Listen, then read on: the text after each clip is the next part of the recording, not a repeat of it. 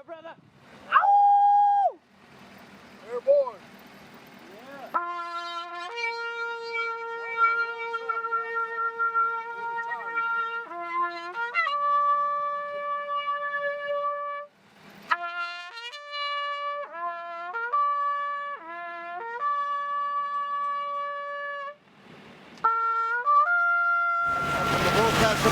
Played with everybody, tons of movie dates you've seen, tons of record dates you've heard. From Stevie Wonder to Ray Charles, to Chief Puente, Eddie Palmieri, Celia Cruz, Frank Sinatra, Tony Bennett, you know, Dizzy Gillespie's band, Clark Terry's band, Jimmy Heath's band. I mean, all the big bands. Yep. And I found out that music helps unite the world because everybody likes to sing, dance, or listen to music. And it's something that the Lord gave me, and it's time to share it on a larger stage. I love my family, I love this land, water, the air, the people here. It's just amazing. I cry every day, and when I get up and I get all choked up, and when I come this way. But today I'm proud that this is a beautiful day to stand up for the people and for the water. And Mother Earth is so precious to us Native Americans that we will fight for her.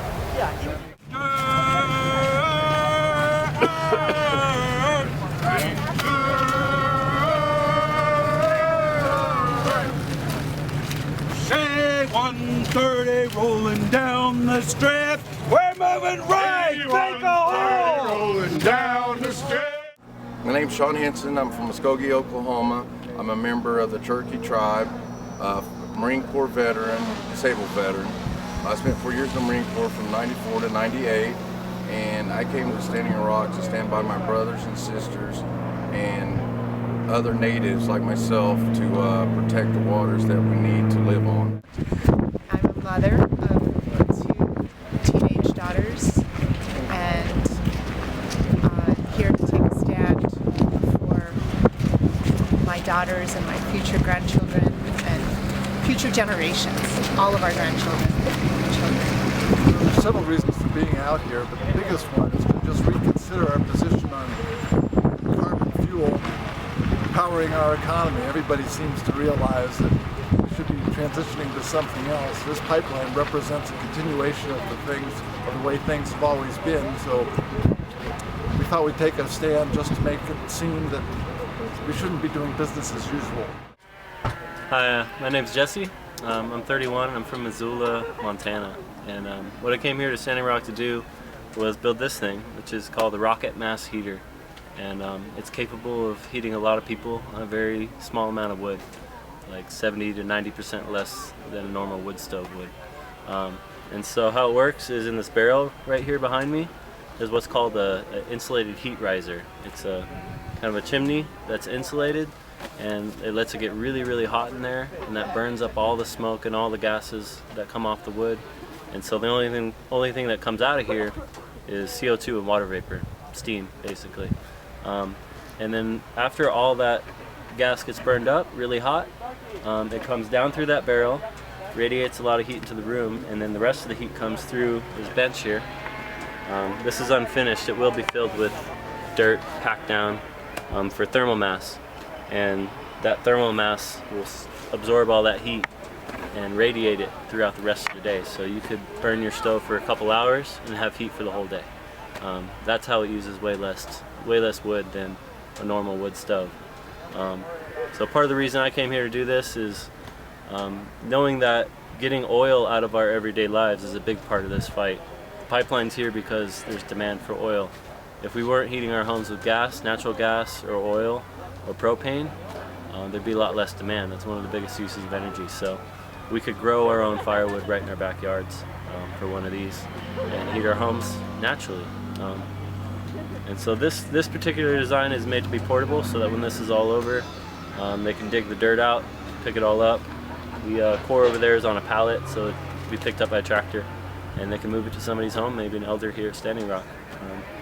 So I'm almost done with this. I'm going to finish it tomorrow, and this whole building here is going to be a library for the school, and people can come in here and hang out and stay warm, and they won't use a lot of firewood, which is a scarce resource around here. So yeah, that's what I'm doing here. If you want to learn more about what I do, you can check me out on YouTube at One Heart Fire. That's one word. My name is Neil Galtz, and I'm 63 years old. I've grown up here in the northern Great Plains in North Dakota and Minnesota and Montana. And in addition to my knowledge of the history of Indian or natural relations with our Anglo community and the broken treaty history, I understand Indian sovereignty issues, I understand water protection issues, but I'm here because I don't think any of this would be happening but for the,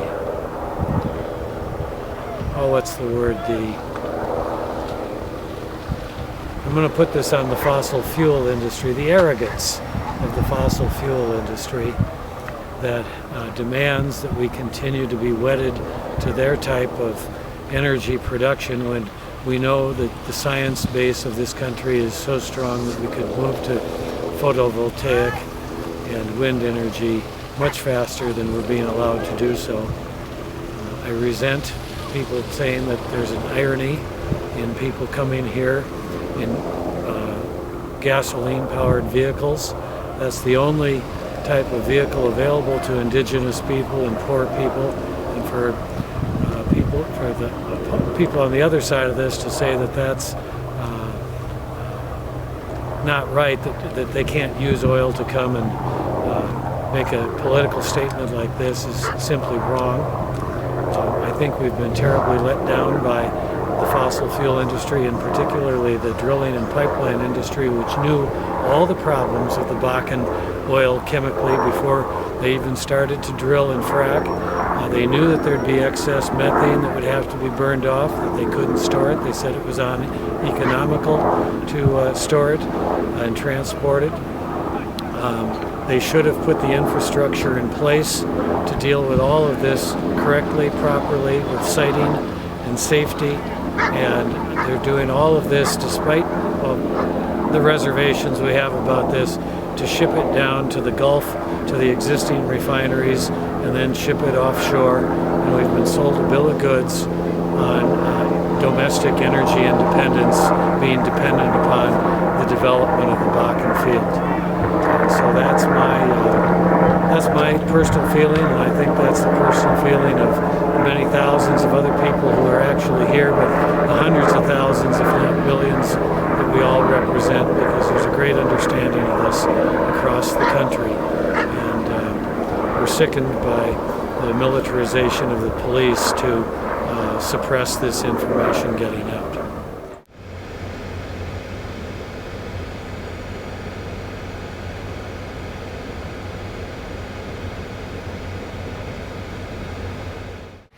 My name's Duke Dunn. I come out here to join the Veterans Stand for Standing Rock because us oath keepers need to do that. We took a oath to uphold the Constitution of the United States against all enemies, foreign and domestic. And here we feel this is domestic, and so we need to stand up for them because water is life. This actually, with the way it's rolling, it's really actually a public safety issue. This is why it needs to stop, because it is putting our waterways in harm's way, which is the water and life of the people, the wildlife, and the environment. So we need to respect our environment. We need to go green.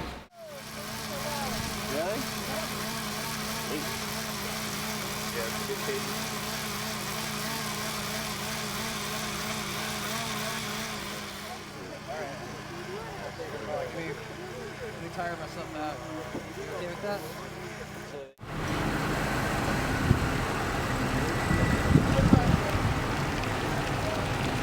I came from New York. I'm a member of Veterans for Peace, Chapter 34, which is the New York chapter. And I came out here from New York because I felt that this was something really important and actually even historical in the building. And it turns out that I was right twice over. You know, we just got the word this afternoon that the Corps of Engineers is denying the final permits for the Dakota Access Pipeline, which is a major victory, although, as Dave Archambault says, as an Indian, he said, I would like to see that in black and white on paper before I believe it.